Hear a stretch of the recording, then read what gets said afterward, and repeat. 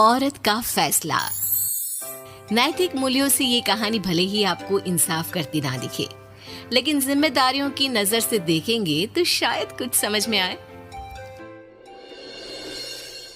ये क्या है बहू, सुबह से घर का काम करती रहती है, फिर ऑफिस जाती है और बच्चों में लगी रहती है। अरे ऑफिस क्यों नहीं छोड़ देती, या फिर घर के लिए कोई नौकरानी रख ले। कैसी बात कर रही है माँ? जानती तो है ना अभी इनके ऊपर कितना लोन है। थोड़ा ही सही मदद कर देती हूँ तो अच्छा लगता है, और अभी उनको मेरे पैसे की जरूरत भी तो है। सुधा चंदर को बचपन से प्यार करती थी। एक ही मोहल्ले में खेल कूद कर बड़े हुए दोनों। जहाँ सुधा संपन्न परिवार से थी तो वहीं चंदर का परिवार आर्थिक परेशानियों से जूझता ही रहा। लेकिन सुधा की जिद के आगे किसी की नहीं चली।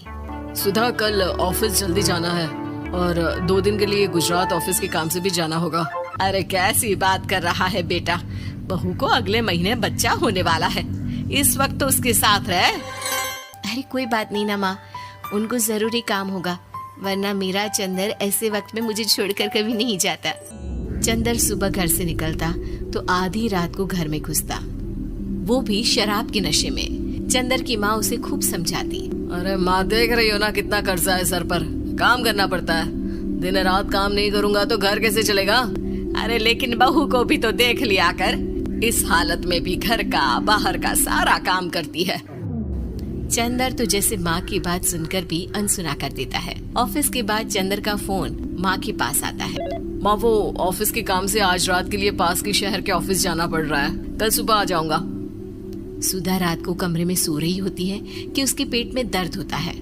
सुधा चंदर को वीडियो कॉल करती है। इनको फोन कर लो, शायद कुछ आराम मिले। लेकिन 10 बार फोन करने पर भी वो सुधा का फोन नहीं उठाता।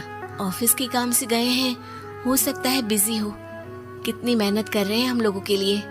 सुधा सो तो जाती है, लेकिन अकेले उसे कमरे में डर लगता है। अगले रोज चंदर घर आता है, जहाँ सुधा ऑफिस जाने के लिए तैयार हो रही थी। तुम आज भी ऑफिस जाओगे? कल रात भर तो ड्यूटी की है, थक जाओगे, छुट्टी ले लो ना। अरे नहीं नहीं, कैसी बात कर रही हो, ये तो पॉसिबल ही नहीं है। अच्छा रुको, मैं जल्दी से तुम्हारा खाना और नाश्ता बना देती हूँ। बेचारी सुधा ऑफिस जाना छोड़कर लग जाती है पति के लिए खाना बनाने, उसके कपड़े प्रेस करने और जरूरत का सामान मुहैया कराने के लिए।